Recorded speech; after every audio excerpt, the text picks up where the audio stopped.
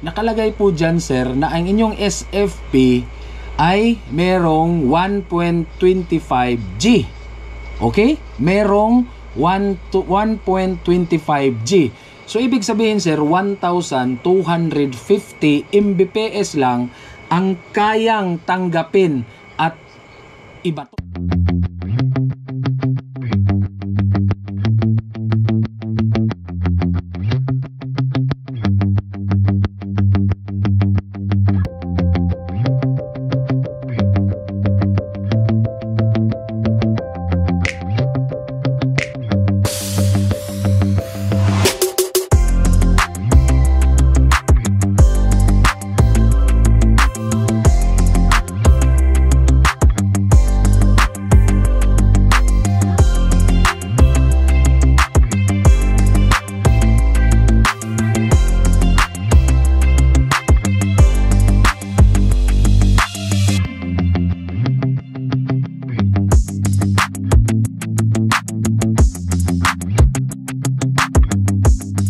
Hello, good morning! Welcome back sa ating panibagong vlog, panibagong tutorials na naman, no? So, it's been 49 days last upload natin. Sobrang tagal na. Sobrang layo na. Kumbaga, ika nga, buhay pa kaya yung nagva-vlog ng ganito? So, ayan, tutuloy tayo, no? So, unang-una, Merry Christmas, belated Merry Christmas. Tapos belated na rin Happy New Year sa ating lahat. Yes, of course. And then una nating pasasalamatan ay ang ating poong may kapal, si Lord Jesus. So thank you so much sa lahat sa mga biyaya na ipinagkaloob niya, mga blessings of folding blessings, tapos spiritual growth, spiritual blessings, o unang-una talaga kasi lahat ng mga bagay na ipangandoy ba, yung inaasam natin shall be added pag uunahin natin ang Lord, di ba? So praise the Lord, hallelujah, blessed morning sa inyong lahat. Today is January 14, 2025 at exactly 10:51 AM. So mapapanood ninyo to gabi sa lugar ninyo, o kaya ay umaga, tanghali, hapon, madaling araw. So magandang araw o magandang gabi sa ating lahat. So ngayon, meron akong itatopic kasi nga matagal na tong gustong malaman ni Sir. Nakalagay pa talaga sa ano. Sadyang binili ko lang talaga to. Pinag-ipunan ko to. At thank you Lord, sumahod tayo sa vlog natin ng ilang dolyares. Tapos ito ngayon, ayan si Bibi. Go to Mami B. Tapos unang-una, kinuha natin to sa sahod ng vlog. This is all about module kasi nga maraming gustong ipatapik na vlog talaga. Tapos ang problema na ngayon, hindi ko talaga siya magawa ng oras o mahanapan ng oras. Ayan o. So kung nagtataka kayo bakit may dilaw, may blue at may blue. Yung blue, ito yung papuntang PUN. Tapos ito naman uplink at ito ay receive at transmit. So bakit ito yung naging topic?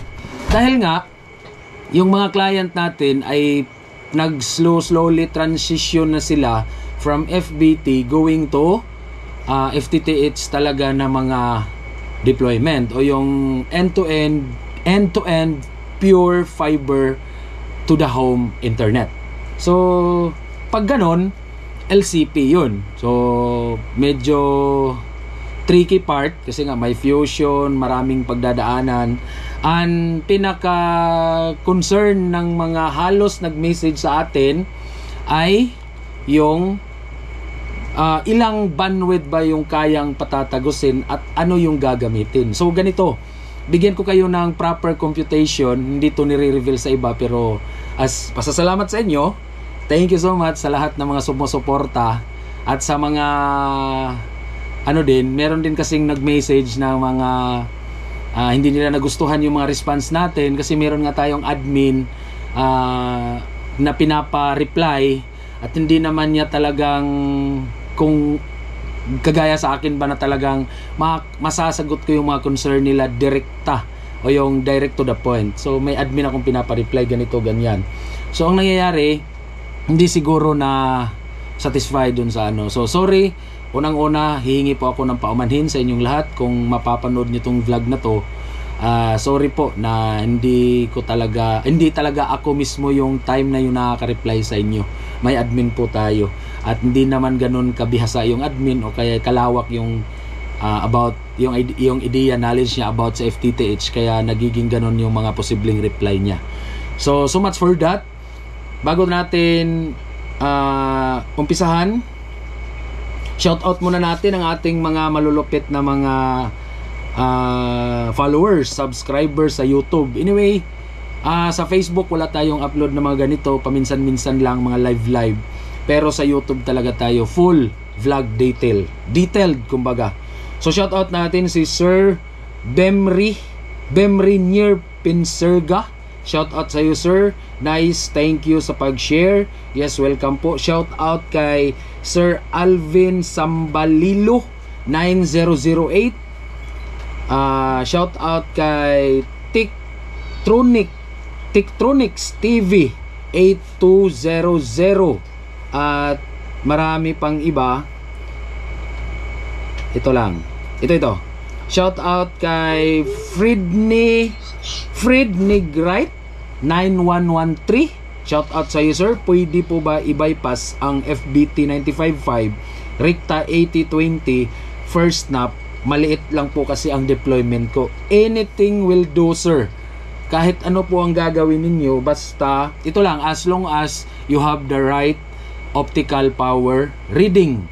So kung meron, pero the best talaga na mauumpisahan nyo talaga sa talagang standard, kasi nga baka darating yung time na magdi-deploy kayo, mag-i-expand kayo, so masisira yung inumpisahan ninyo. Di na bali nang nag-umpisa kayo sa una, talaga tuloy-tuloy na yun hanggang saan, hanggang matatapos yung reading na passable. So shout out kay Trendsive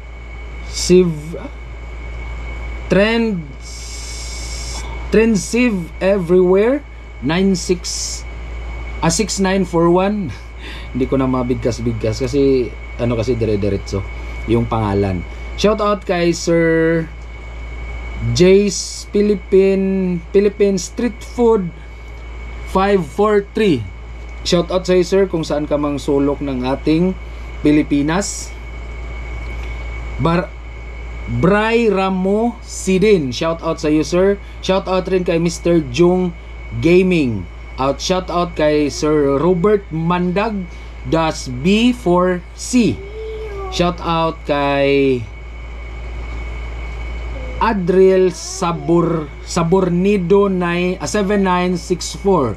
At shout out kay Camilo Clava 14.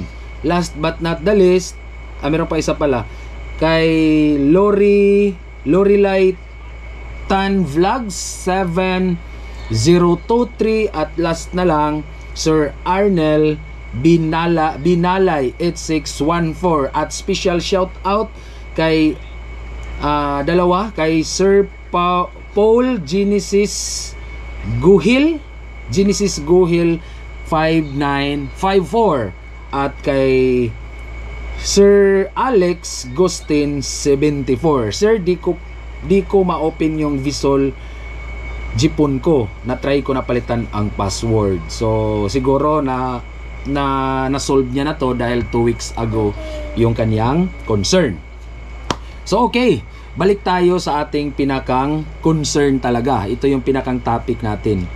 Ang concern ni sir, basahin ko, sir, paano ba, sir, ang aking Jipon OLT is 4 PON. Bale, 512 clients. Tama naman. Okay? So, sir, sana napanood mo to, mapapanood mo at sa mga nangangailangan din ng ganitong concern or deployment. 512 clients kasi nga in every phone sa Japan is 128 clients or ONU. Okay? Optical Network Unit o kaya household. Yung uplink ko po sir is normal na SFP. Ito yon. Kaya nga pinakita ko sa inyo kanina. Ito yon, uplink. Bakit sir hindi ko makuha ang buong backbone source? Ang backbone ko po sir is 2G.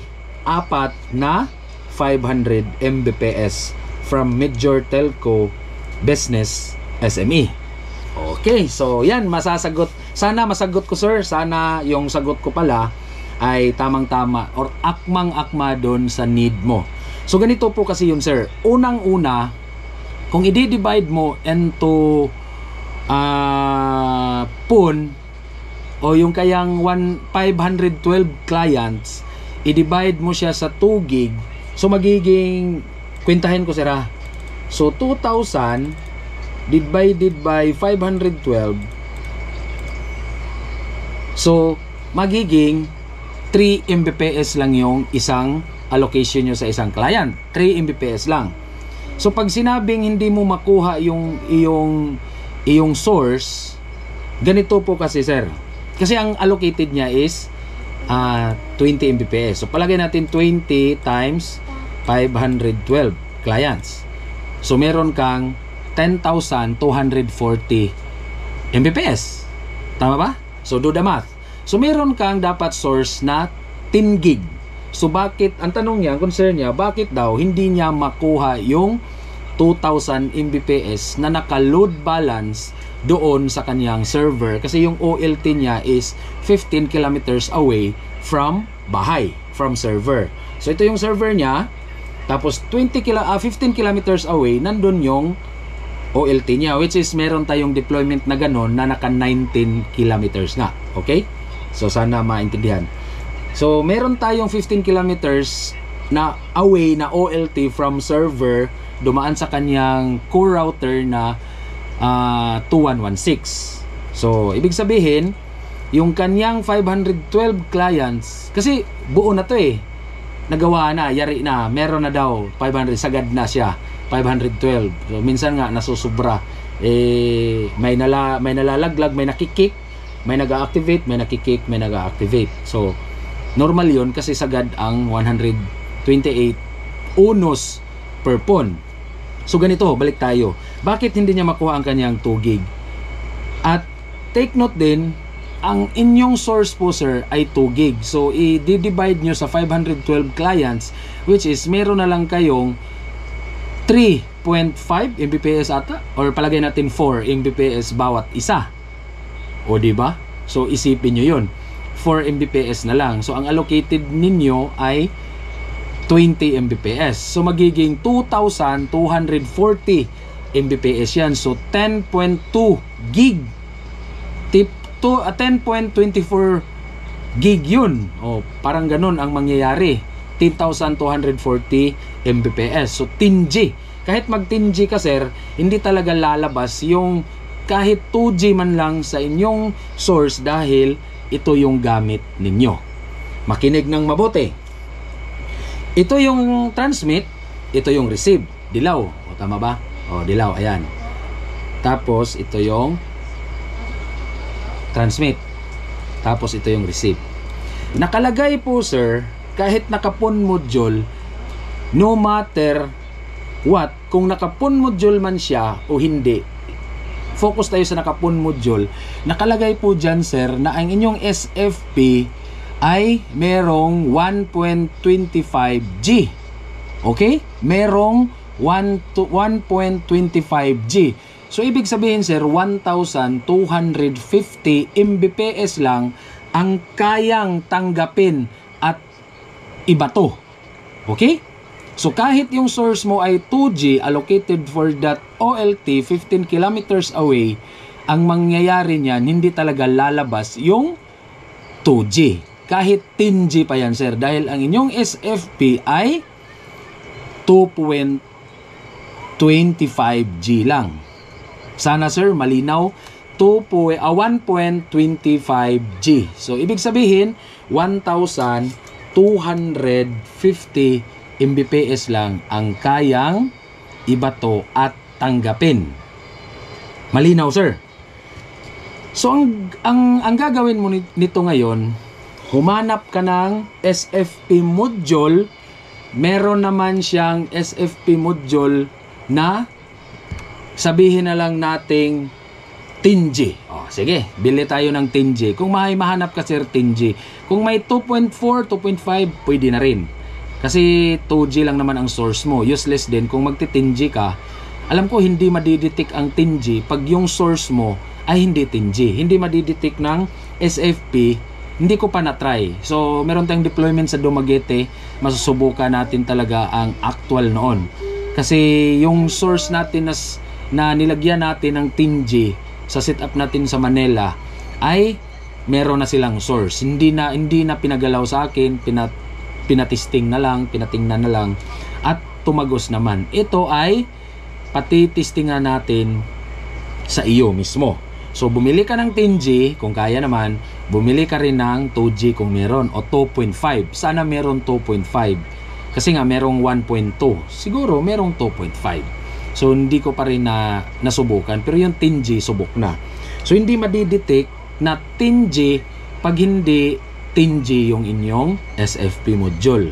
Sana malinaw po, sir, ang sagot.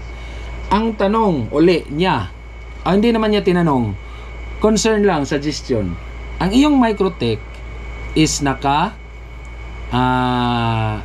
dito, 4S plus SFP plus pala. 4S SFP plus, yung apat na SFP slot doon sa SFP plus doon sa inyong Microtech built-in. So bumili ka, sir, ng ganito na 10G, tapos padaanin mo sa, kasi LC yun eh. Medyo tricky part na. LC at EC. Maliban lang sa mga professional dyan pagdating sa FTTH. Ang EC, itong ganito, yung parang FIC. Ang LC naman, wala akong sample dito sa LC. Ang LC naman is yung dalawa yung parang sasaksangkan dito, downlink at uplink. So bumili ka ng SFP module, tapos bumili ka ng patch cord na LC, splice mo sa ODF, ipadaan mo sa inyong backbone 12 core papuntang 20 kilometers kasi 12 core yung mainline niya. 15 kilometers, sorry. Idaan mo doon, single shot yun. Pagdating doon, yung kahati ng patch cord, splice mo din sa kabila nito. Okay? Splice mo sa kabila, transmit, receive, 10G pares pa rin sira, 10G. Splice mo din sa yung LC, tapos ang gagawin mo, sir, isalpak mo na ngayon yung receive, itong dilaw, doon sa mismong 10G port ng OLT GPON. Okay? So sana na-gets, naintindihan, sir. Parang di ko na i-elaborate kasi gusto ni sir mag-training. Medyo malayo lang yung lugar niya, somewhere in North Luzon. So ngayon, busy pa tayo. Meron tayong tinatransact na mga, meron nang i-deploy, meron pang i-deploy. Maraming salamat sa pagtangkilik ninyo sa vlog natin. At hihingi ako ng paumanhin, tawad, sorry uli doon sa mga na-replyan na hindi talaga nakamit yung, or hindi nila na-meet yung pinakang sagot na inaasam-asam nila. So ganito na lang, i-raise ninyo yung inyong concern, i-raise nyo lang, tapos magpipili ako. Responsive naman yung ating page. Yun pala, gusto kong ipaalam sa lahat ng ating page, FB page is Happy Ann TV, same name sa ating YouTube channel. At magre-reply naman tayo doon, meron tayong admin. So magre-reply din ako pag nasa biyahe at may time ako, kasi nga one-man team tayo. Pwera lang doon sa deployment na actual. Ako yung nagmamaneho, ako yung nagpo-purchase, ako lahat. Si Mrs. ay nag-aalaga lang sa akin yung mga about sa pagkain, mga ganyan, mga yung pag-aalaga na normal. Kasi one-man team lang kami kasama aking miss. Ako one-man team sa trabaho kasama aking misis. Kasi dun sa area natin may iniiwan tayong team. So yun lang, hindi natin masasagot agad kasi dahil nasa biyahe. Yung mga nagpapa-remote, basta may dala akong laptop, mariremote natin basta malakas lang yung data. Hopefully makakabili tayo ng Starlink for roaming. Madadala natin sa sasakyan anytime, anywhere.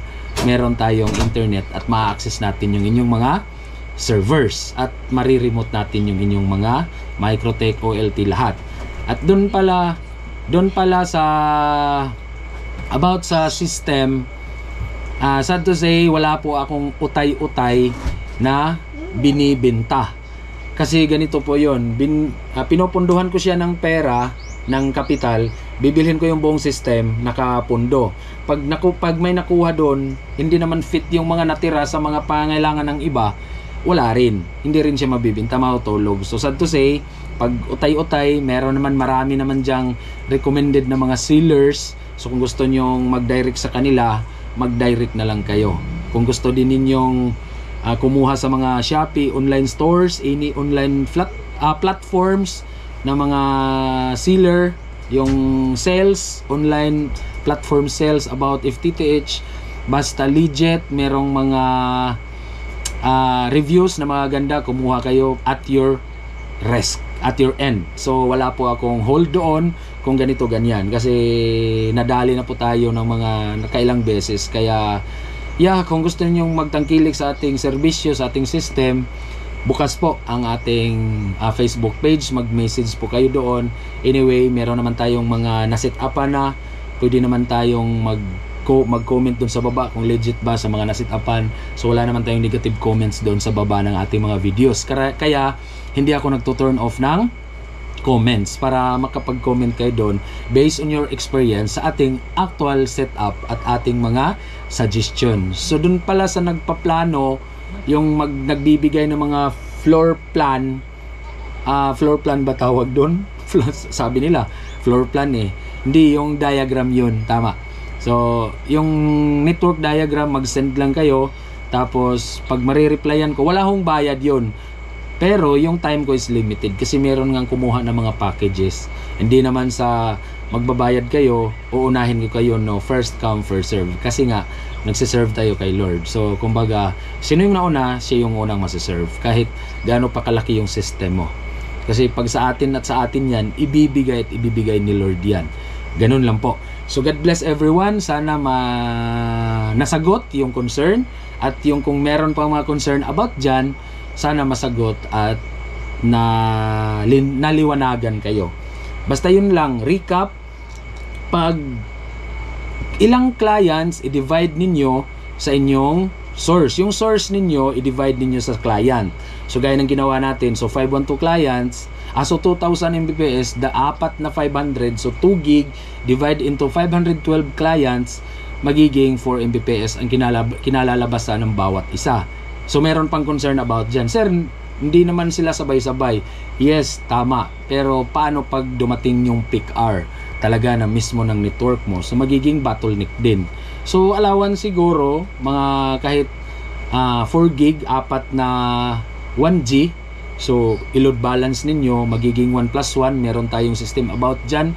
Kung gusto ninyong malaman kung paano gagawin. Yung isang client natin sa Bicol, nakamit niya yung kanyang gustong makamit about sa 1+1 na combined ISP. So dalawang 350 nagiging 700. Talaga nag-speed test siya. At nakita ko peak hour pa yon, mga 660, 650. Safe na doon sa 600. Pero nakaload, hindi clean. Nakaload yung kanyang OLT. So meron din tayong about dyan.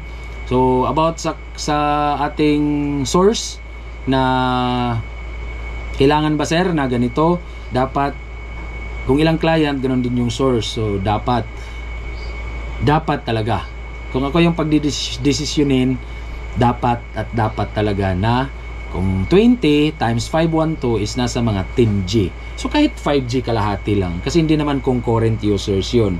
So merong gumagamit, merong hindi, kaya hindi mapipik yung 10G. Siguro nasa mga 4G pwede na based on actual experience. Pero pag peak hour, sagad talaga ang 4G.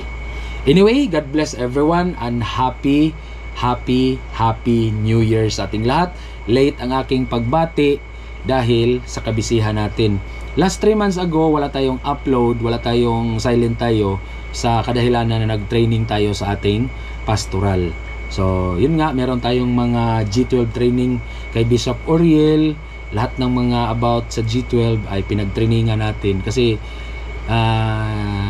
hindi lang puro pera yung ano natin sa ating buhay dito. So, seek God first above all, at all these things shall be added unto you. God bless everyone at happy New Year. Bye-bye.